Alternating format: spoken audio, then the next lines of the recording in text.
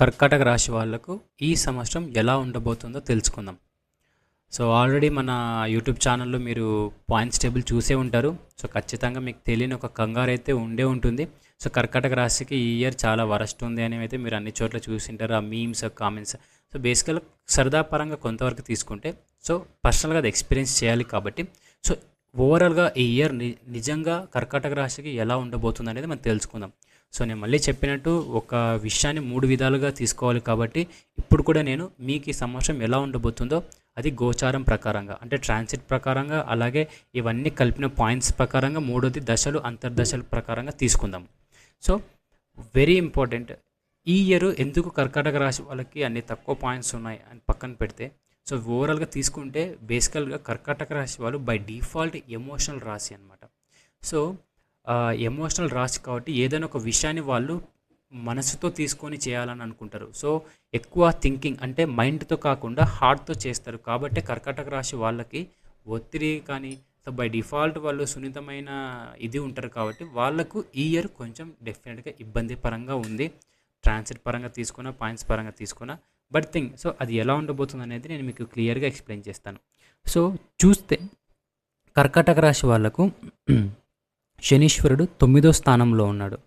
అలాగే గురువు ప్రస్తుతానికి 12వ స్థానం ఉంటూ ఆ తర్వాత లగ్నంలోకి జూన్ తర్వాత అడుగు పెడతాడు కదా. So 2 major planets. అదేవిధంగా 8వ స్థానంలో తీసుకుంటే కర్కాటక రాశి వాళ్ళకి రాహువు 8వ స్థానంలో ఉన్నాడు.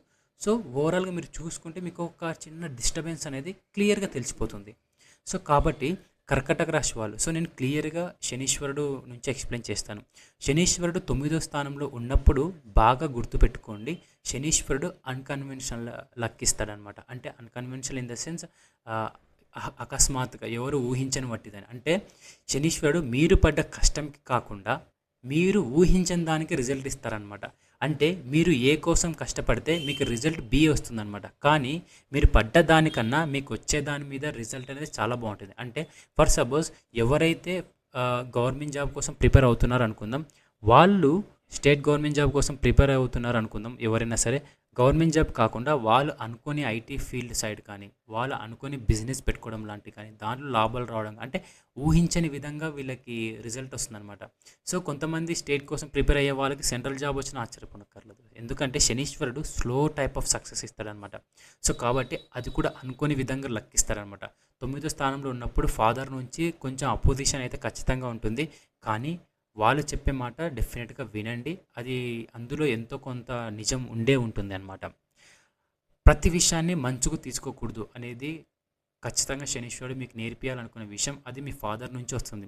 సో మీ ఫాదర్ నా గురించి ఎక్కువ ఆలోచిస్తున్నాడు, నా గురించి ఎక్కువ ఇదే అయిపోతున్నాడు, లేదా మీ ఫాదర్ గురించి మీరు ఎక్కువ ఇదే అవుతున్నారు అంటారు కదా. సో బేసికల్గా ఇక్కడ శనీశ్వరుడు మీకు ఇవ్వాలనుకుంటున్న ఒక టైప్ ఆఫ్ లెసన్ అనమాట. సో ఏదైనా వెరీ ఇంపార్టెంట్ గుర్తుపెట్టుకోండి, షార్ట్కట్లో డబ్బులు సంపాదించాలి అన్న ఉద్దేశం ఉంటే ఖచ్చితంగా మానేసుకోండి. ఈ ఇయర్ లాగనికి ప్రయత్నం చేయండి, అంతేకాని నేను ట్రేడింగ్ చేస్తాను, నేను గ్యాంబ్లింగ్ చేస్తాను, నేను ఇందులో ఇన్వెస్ట్మెంట్ చేస్తాను, నాకు 1 ఇయర్ రిటర్న్స్ వచ్చేస్తాయి, నేను ఇలాంటివి డెఫినెట్గా చేయకండి. జీరో మిగులుతుంది. నేను క్లియర్గా చెప్తున్నాను కదా, ₹1 కూడా మిగలదు. సో వీలైనంత వరకు ఈ ఇయర్ ఇట్లాంటి అన్నెసెసరీ ఈవెన్ చెప్తున్న మ్యూచువల్ ఫండ్స్ ఏదైనా ఇన్వెస్ట్మెంట్ చేయాలనుకున్నా సరే కొంచెం చాలా రిస్క్ ఉంటుంది. సో కొంచెం ఆలోచించి ఇన్వెస్ట్మెంట్ చేయండి.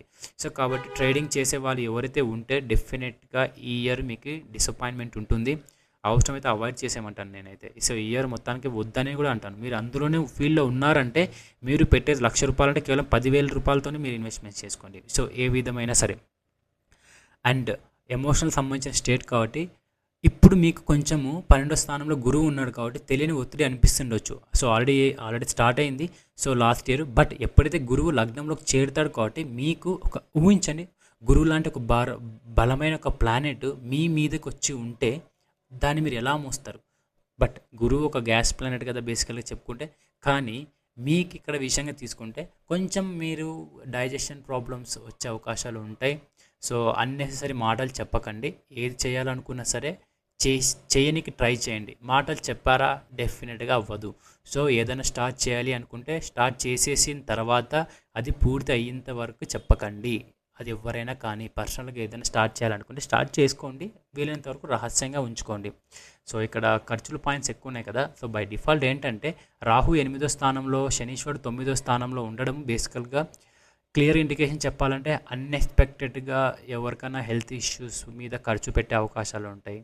సో అన్ఎక్స్పెక్టెడ్గా కారు కొనాలి అనే ఉద్దేశం ఉంది అనుకోండి, డెఫినెట్గా దూరం ఉంచండి. ఏదన్నా సరదా కోసం తీసుకోవాలనుకున్న ప్రతి దాన్ని దూరం ఉంచండి. సో కాబట్టి డెఫినెట్గా అక్కడ మీకు ట్రబుల్ అవుతుంది. ఎవరైనా కారు కొనుక్కొని ఉన్నారు, వెహికల్ కొనుక్కున్నారు, జాగ్రత్తగా ఉండండి. అన్నెసెసరీగా డ్రైవింగ్ స్పీడ్ నడపకండి అండ్ ఫోన్ మాట్లాడుతూ డ్రైవ్ చేయకండి. డెఫినెట్గా ఇట్స్ టైప్ ఆఫ్ థింగ్ అనమాట. మొబైల్స్ని ఏదైనా ఎలక్ట్రానిక్ గూడ్స్ని కొంచెం జాగ్రత్తగా ఉంచుకోండి. సో ల్యాప్టాప్స్ ఇలాంటి ఏదైనా సరే కొంచెం రిపేర్ వచ్చే అవకాశాలు ఉంటాయి. సో కొంచెం జాగ్రత్తగా వాటి విషయాల్లో తీసుకోవాలి. బట్ అన్ఎక్స్పెక్టెడ్ ఇయర్ కదా, సో మీకు అన్ఎక్స్పెక్టెడ్గా ఏదైనా వచ్చే అవకాశాలు ఉంటాయి. అండ్ వెరీ ఇంపార్టెంట్ ఏం తెలుసా, మీరు ఇదివరకు ఏదైతే పాతగా ఉండిపోయి ఉంటాయి చూసారా సంబంధించిన విషయాలు, అన్నేసరి అప్పులు అవన్నీ ఇప్పుడు తిరిగి వస్తాయి అన్నమాట. సో కాబట్టి వీలైనంత వరకు కొత్త బిజినెస్ స్టార్ట్ చేసేటప్పుడు కొంచెం తెలివిగా ఆలోచించండి. వీలైతే కొత్త వాళ్ళు స్టార్ట్ చేసే ఉద్దేశం ఉందంటే ఈ ఇయర్ రిలాక్స్ అయిపోండి, స్టార్ట్ అయితే చేయకండి అంటాను నేను.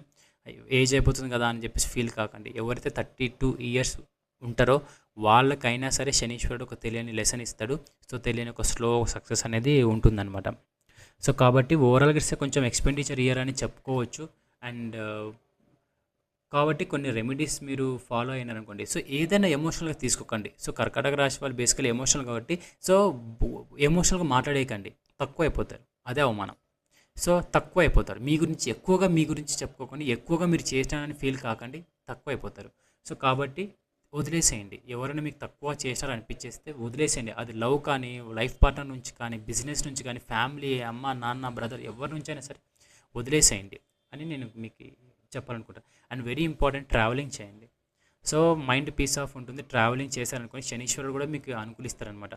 ఇక్కడ గుడ్ థింగ్ ఏంటంటే ఎవరైతే ఫారిన్కి వెళ్ళి చదువుకోవాలనుకున్న స్టూడెంట్స్కి ఉన్నారో వాళ్ళకి కొంతవరకు ఇది గుడ్ థింగ్ చెప్పొచ్చు. ఎందుకంటే ఆడు 1 ఇయర్ అయిపోయింది కదా, సో ఈ ఇయర్ ఆ విషయంలో పాజిటివ్ చెప్పొచ్చు. ఆ ఖర్చు కూడా మీరు మీ ఎడ్యుకేషన్ కోసం పెడతారు అని కూడా చెప్పొచ్చు. సో ఆ విధంగా మీరు ఎక్స్ప్లెయిన్ చేయొచ్చు అనమాట.